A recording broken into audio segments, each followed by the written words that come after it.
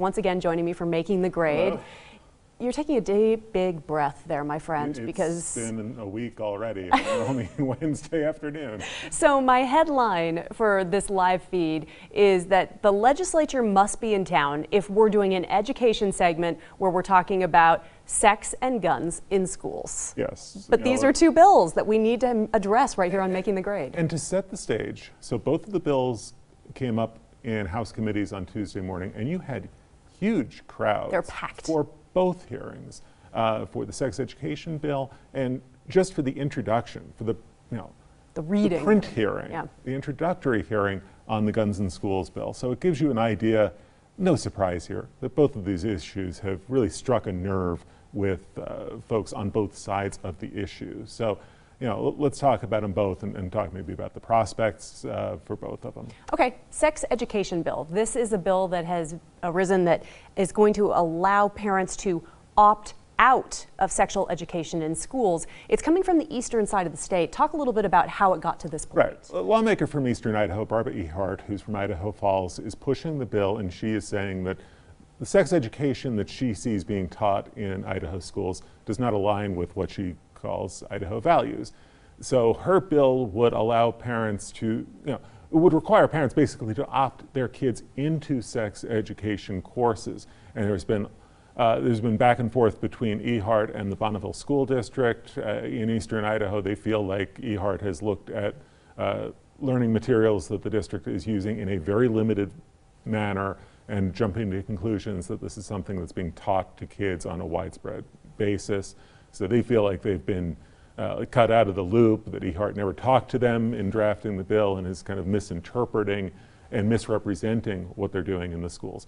You had kids show up yesterday on Tuesday to testify against the bill, saying, we think that as teenagers, we and our classmates need to be able to take sex education classes. And one student said, if you're a child who has been abused by a parent or a guardian, the idea of needing to opt in to take a sex education course is a really, it's impossible. It's an untenable situation that you're putting the kids in. So testimony ran overwhelmingly in opposition to the bill. No vote was taken. The committee may take it up again on Friday and cast a vote as to whether to send the bill to the House floor or kill the bill in committee. So we'll see what happens on Friday morning. Does it simply get down to abstinence here, Kevin? Is that the word that's being thrown around, that Idaho's values equal abstinence and that's all that should be taught? Or does it get more specific and down to the nitty-gritty details? I think when you get to any kind of debate about sex education, it does become a debate about abstinence. And Ehart's contention is that when I was growing up, when I was taught that one sure way to prevent pregnancy is abstinence.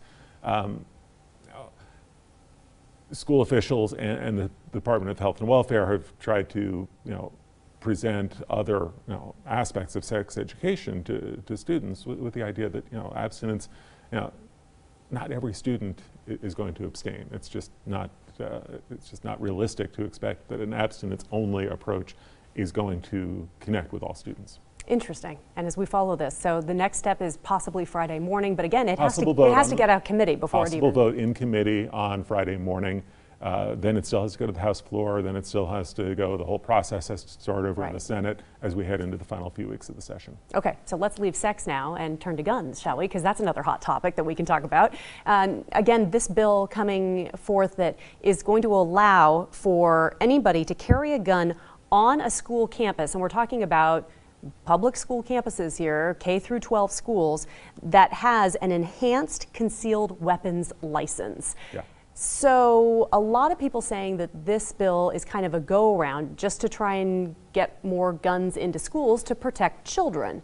But then there's the other side of this that doesn't want to see guns on campus. Right. So you got a sense of both sides of that issue. Even though this was a print hearing, it was only the committee talking about whether to introduce the bill. There was no public testimony taken this time. If it comes back for a full committee hearing, then you will hear public testimony. But overflow crowd. They had to open up a listening room so that people could hear the discussion. You had members of Every Town for Gun Safety, a gun control group. They were out in force. You had the 3%ers, a group that opposes any kind of gun control. They had folks in force. You also had a bunch of students from Eagle High School who just, this was the day that they happened to be at the State House. Good for them. So they were there. Show up, I mean, yeah. you know, and those are, you know, kids who are right in the middle of this issue. I mean, we're talking about school safety. Here are kids in school. So the crux of the bill is anybody with an enhanced carry license would be able to take a gun into school, no questions asked. The sponsor of the bill is Chad Christensen. He's also a lawmaker from Eastern Idaho. He's from Ammon. And his contention, first of all, he says that this is, in his view, a Second Amendment issue, and he doesn't feel like a local government, in this case a school board, should have any ability to infringe upon the right to bear arms. So he's also contending that if you have teachers or principals who are allowed to carry a weapon, that will be a deterrent, that they may head off somebody from trying to launch an attack at a school. But this isn't just to allow school employees to carry guns. I mean, this bill, as it's stated right now, would allow anybody to come onto campus. So you're talking about visitors or perhaps even a perpetrator.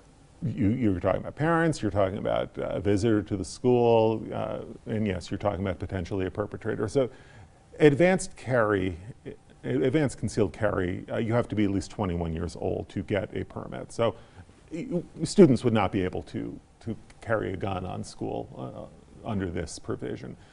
But you're getting at one of the key arguments that we already heard about this bill.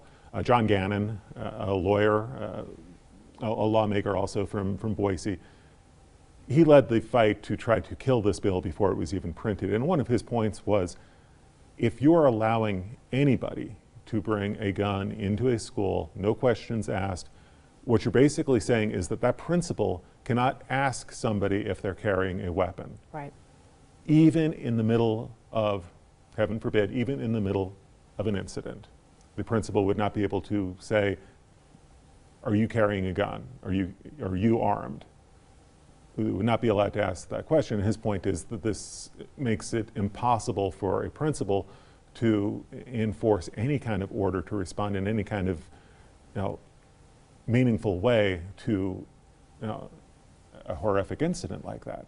So, like I say, the bill just got printed. It would have to come back for a full public hearing just to get out of committee. So there's a long way for this bill to go through the process before it ever were to become law. But we're talking about guns in schools yet again. So it's interesting to see how the legislature over the last few years has continued to bring up some sort of idea around this issue, and yet nothing really necessarily gets resolved. So. And in the absence of any initiative to address school security, to address school safety, to put more money into school safety, as Superintendent Ibarra had hoped for, this has become the school safety debate the go-to of this kind 2019 legislative session.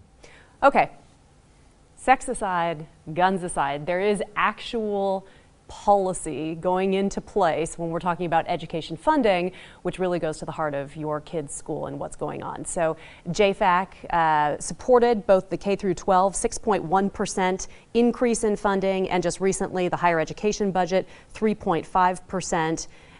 So it looks like at this point, as you've written about, Kevin, at idahoednews.org, that this sort of bill, as it moves forward with funding, hardly ever dies at this point. It happens sometimes. We saw it last year. We even saw, an education budget die on the House floor in a protest over the flap over the new reading test. If That's you remember right. From last session. That was almost, sorry to interrupt you, but that was almost as a protest. It was a protest. It vote. It really had nothing to do with correct. the amount of money that was being proposed. It was a protest vote. So it happens. It just doesn't happen very often. So for JFAC to unanimously endorse the K-12 budgets, 7 K-12 budget bills, and the higher ed budget bill, that sends a pretty strong message that the folks who really crunch the numbers, who really work on the budgets, are in sync across party lines, across lines between the House and the Senate. So, it would be really, really surprising to see any kind of major protest to any of these spending bills. And you got a sneak preview of that on Tuesday, because in the midst of everything else that was going on Tuesday, the House did vote on a pretty substantive education funding bill. It doesn't have a funding component, but it will eventually here. That's Governor Little's proposal to boost the minimum teacher salary to $40,000 over the next 2 years. That passed the House on a 61-9 vote. There was no debate. So contrast the debate that we heard on the guns in schools, the debate in the public testimony that we heard on the sex education bill, no floor debate on boosting teacher pay to $40,000 a year, a smattering of opposition from some of the most conservative Republicans in the House. That gives you a signal, perhaps, of where this legislature is perhaps of the same mind on a lot of education funding matters, at least as far as this legislative session goes. Correct, as I was going to say, or put into words, we haven't heard much yet on what the new school funding formula will look like, whether it be this year or next year. And that may be a topic for a different day, because so far we haven't seen a bill. In a very interesting informational hearing about the funding formula in the House Education Committee on Wednesday, Clark Corbin was there. He has a full account of the story, and it was really quite interesting. It was the chair and the vice chair of the committee who have been working on this funding formula bill pretty actively over the past few months, trying to get the committee up to speed about what this is going to look like, what are the features of it. A lot of questions from the committee, and one of the most pointed comments came from Gary Marshall, who is a first-year legislator from Idaho Falls, who said, I feel like we've been left out of the loop here. I don't feel like I understand what's going on here.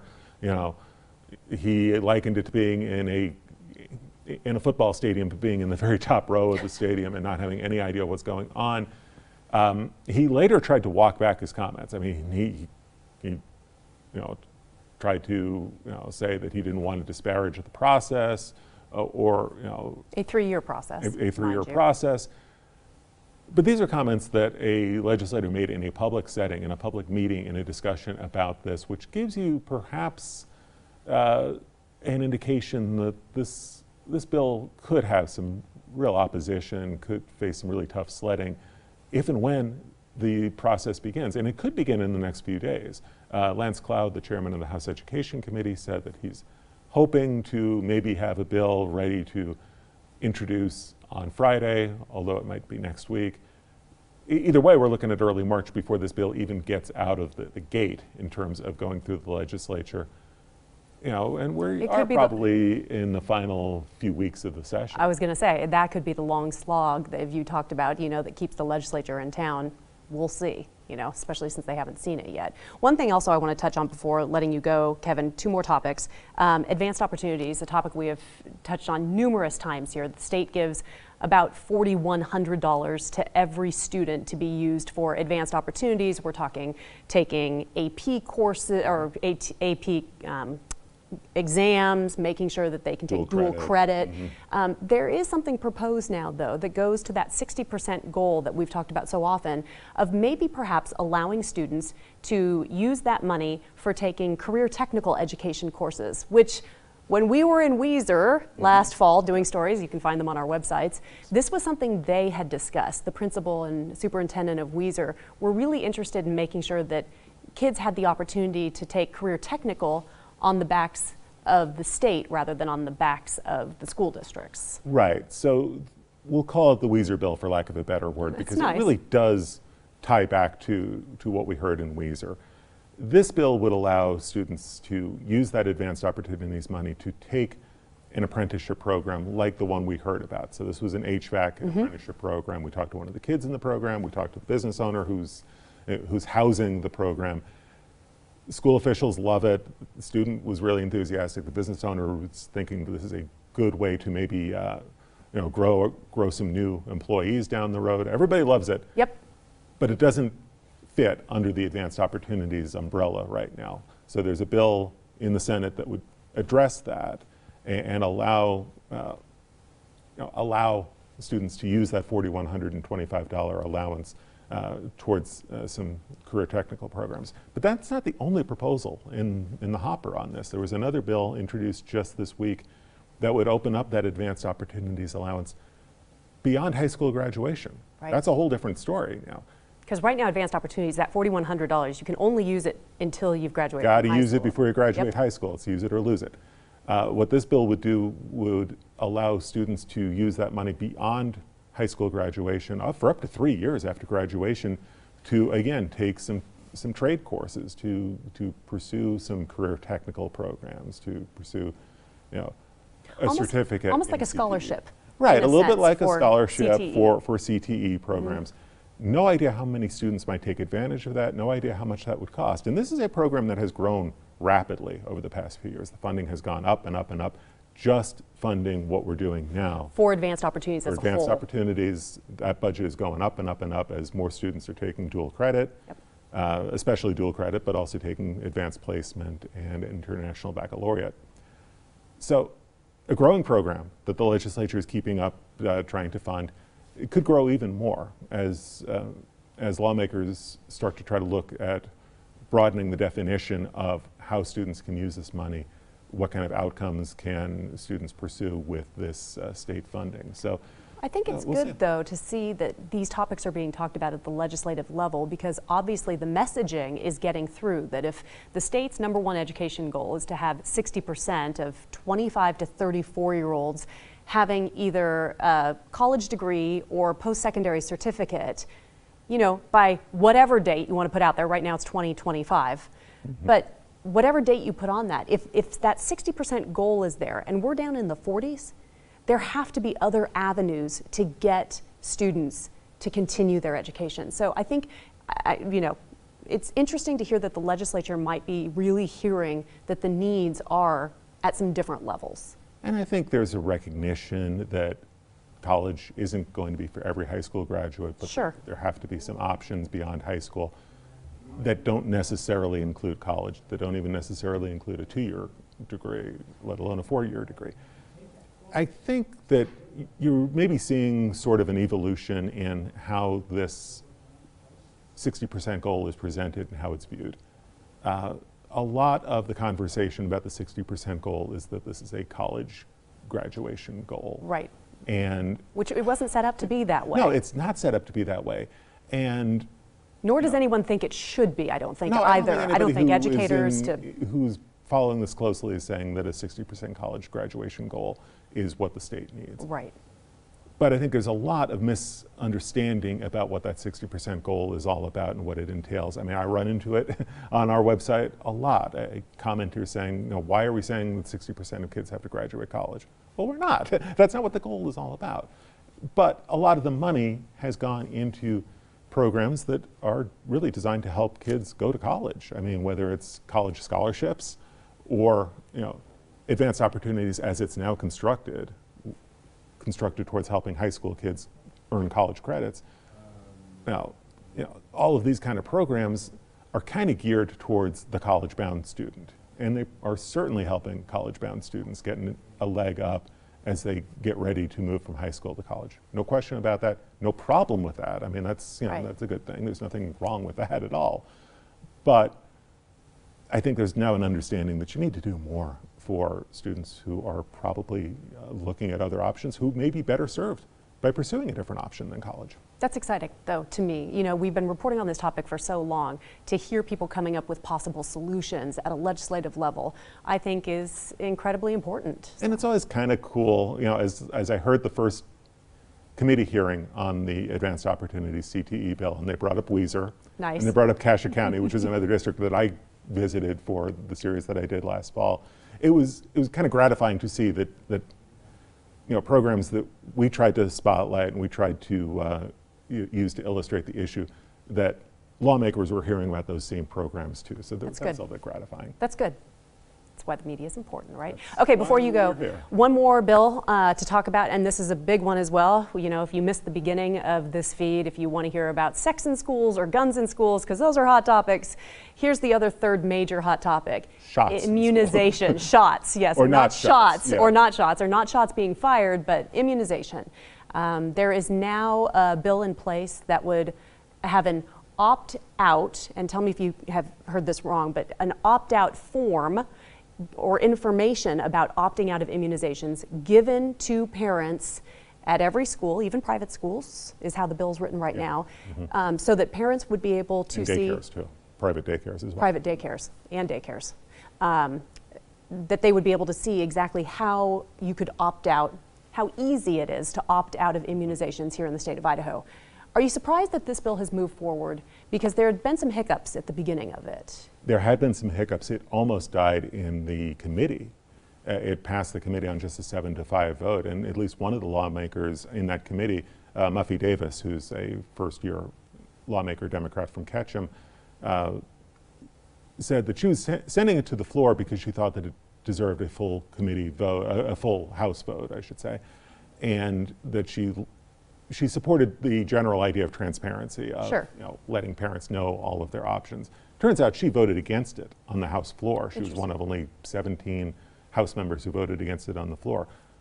It passed committee 7-5, so if only one of the yes votes, and I'll just point to Muffy Davis because she actually voted against it on the House floor.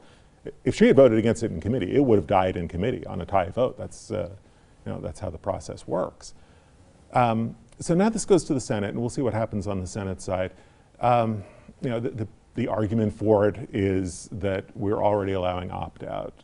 Parents can already opt out, and all we're doing is providing information so parents understand that opt-out is an option to them.